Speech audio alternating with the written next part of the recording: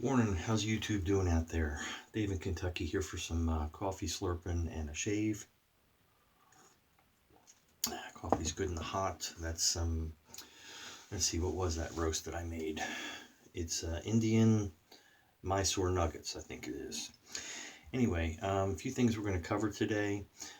One, had a little mishap the other day. We'll talk about where those stitches came from. If you saw the thumbnail, you know we are using Ethos Honeysuckle.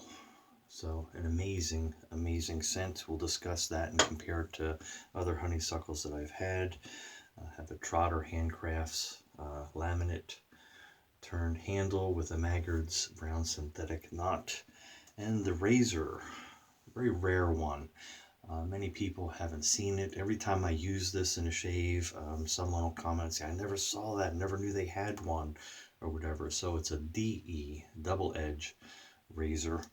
And we are going to put a Wizamet, brand new Wizamet iridium blade in it. Let me go ahead and wet the face, start lathering, load the brush. So how you all doing today? Hopefully well. I've already had a cup of coffee or so. So we're going to go ahead and this is his Frank's F base. It's an amazing base. And I'll just cover the soap right now. When I saw the honeysuckle coming out, he was requested to do it, and he didn't think it would sell a lot, and it sold out quickly, and so he did another run. And with all the good reviews on it, I thought, okay, got to grab that scent and add it to my collection. I had Talbot Shaves Cades Cove, which is my wife's favorite place to go in the Smokies. Let me just grab this proto leather off of here. Her favorite place to go in the Smokies, so I got it. I don't necessarily associate Cades Cove with honeysuckle. I mean, there are some there, but it's not the predominant scent that you would have, even when they're in season. But because it said Cades Cove, it was named that. I got it. It was way too strong of a scent, and it was very synthetic. Frank's is more subtle. It is much more a natural connection directly to the honeysuckle plant. And I love the artwork. So, I mean, how could you not get that then, right?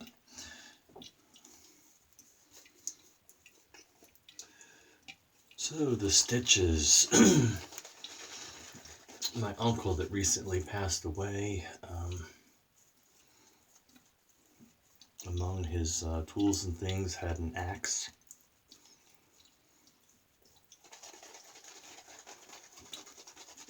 And it was, the handle's pretty rough, but I want to reuse the handle because he has a R for his last name, Roberts, that he scrolled into the handle. And while I use this axe, it's not really, it's more of just a memento to remind me of him.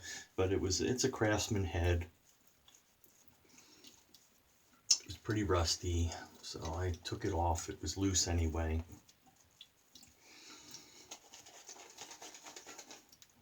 Just trying to get this lather where we want it. It can take a lot of water, and the scent is just amazing. It's strong enough to really enjoy without being a slap in the face. Anyway, so I was using a utility knife to try and get the head to sit a little further down for when I put the wedge in it to hold the handle tight, and I'd have something to trim off together. I'm gonna have to jump back to this. Anyway, I'm trimming it. The utility knife decided to jump off of the wood and land in my thumb, so we'll get back to that. But just to cover the razor here, again, these are rare to find. I was glad to come across this a couple years ago. It was a nice specimen, but the brass was showing through. It was nickel over brass, so I sent it off and had it re-nickeled. It's a pinch to open. You have these two tabs on the bottom.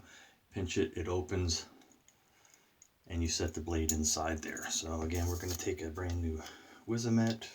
Careful not to cut ourselves.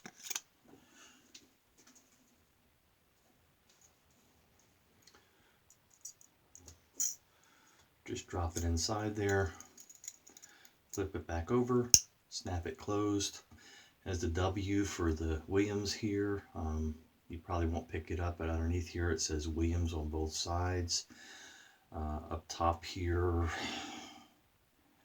Made in USA on both sides on the band. If you come down below, it shows a patent number on both sides as well. This one is 1951552, which dates it to 1934. Go ahead and start the shave with it. So they have a 1934 and a 1939 patent. Again, this one's from 34.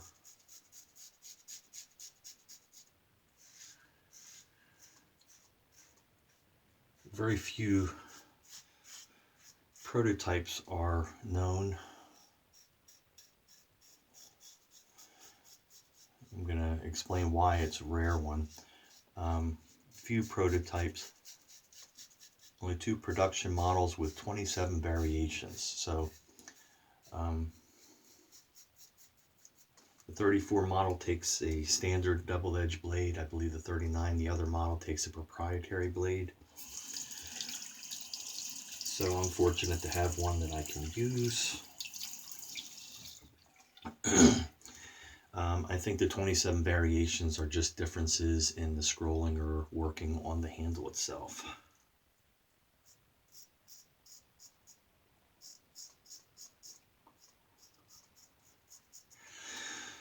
So obviously it's a fragile razor. Not that it's not, it's robust enough. It's made out of brass, but it's hollow and snaps together, folds, and so there are problems that can happen with it if people don't take care of it. So just a short, maybe 5-6 year production period after the Depression, when people were looking for inexpensive equipment that are everyday things they used. As time went by, there wasn't really a need for that inexpensive things, I suppose.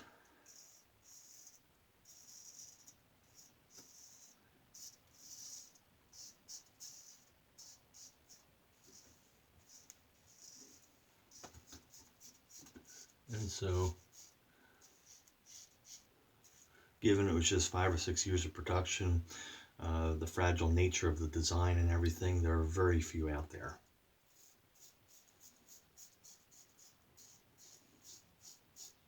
You nearly never see them come up for sale like even some of the other rare razors on eBay or Etsy or any place. And I just reached out to somebody that I knew had a lot of older things like I do, razors, and he had one he was willing to let go of, and so I purchased it from him a number of years ago.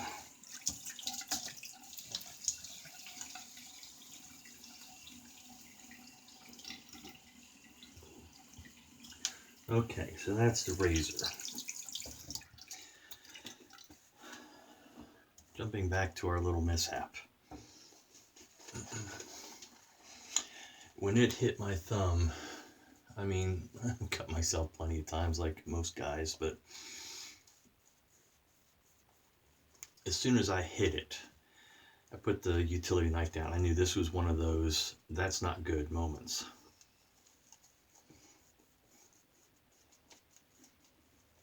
You know, pull the things away, and I was like, man, that's deep. Of course, you know, before it started bleeding, so I pinched it immediately, came inside.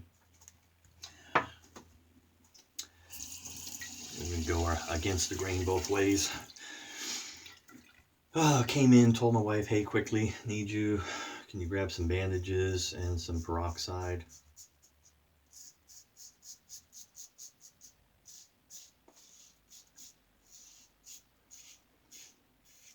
She's used to Dave. So she met me in the bathroom with those items. I proceeded to hold it over the sink.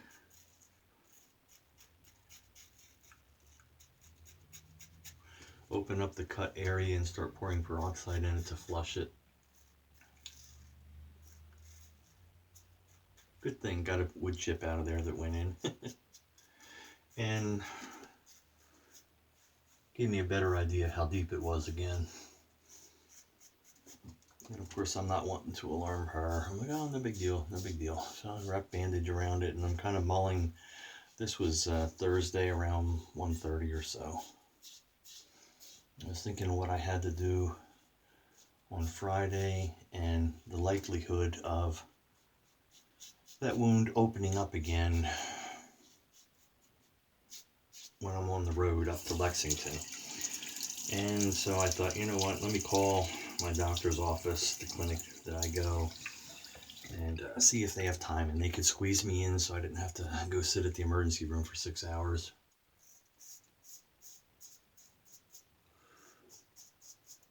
Pulled up my records, and my last tetanus shot was 2014. They're good for 10 years, so they said, you get into that period with this cut, you better get another tetanus shot. All right, while you're here, you want your flu shot? Okay, okay. Jab, jab, jab. Let me get a rinse.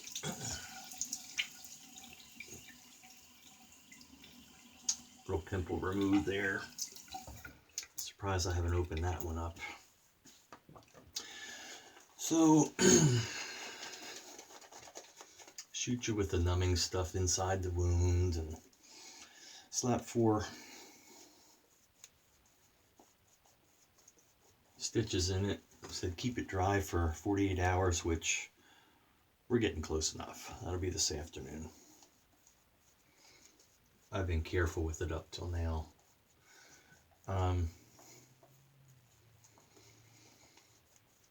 Yeah, give it 48 hours, keep it dry.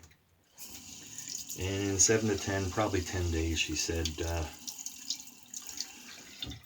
the stitches can come out. You can come back in here, or knowing me, they said you can take them out yourself if you want. I was like, okay, thank you. And so that's where we're at. Not a big deal.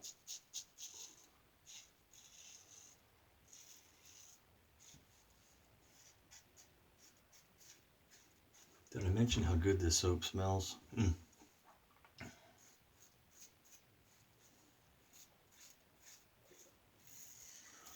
all right against the grain now. This razor is one that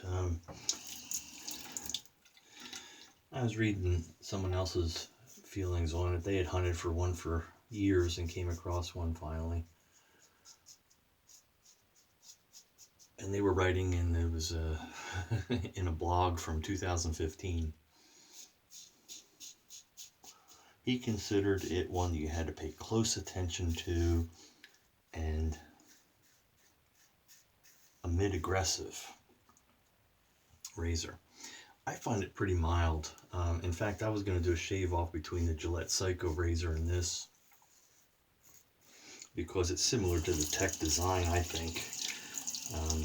Obviously, how it opens and closes is all totally different. It's not a 3-piece, but the head geometry to me looks a lot like the Gillette Tech. Anyway,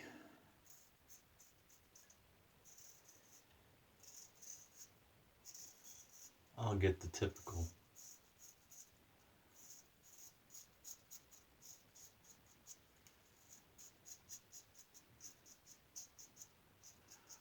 weepers around my mouth from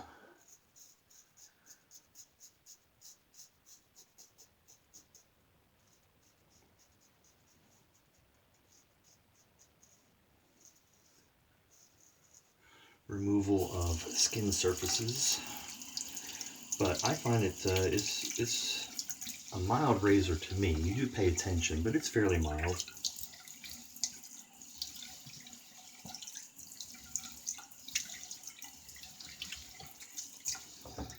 Mind you, that's a brand new blade in it.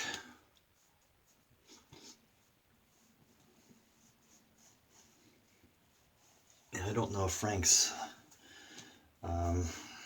already got this honeysuckle sold out yet. Let me clean the brush while we're talking. But if it's available still, I highly recommend it. I was on the fence. I'm so glad I added it.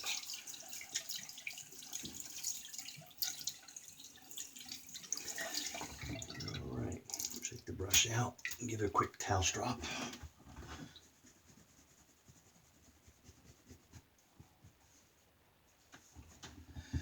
Keep our equipment clean. Really nice brush. Handles, ergonomics, and comfortable to hold. All right. And shake me, I'm natural. Frank uses, for the most part, it's very rare if he ever uses synthetic scents. It's all natural essential oils or infusions that he makes himself, of which he's working on. Frank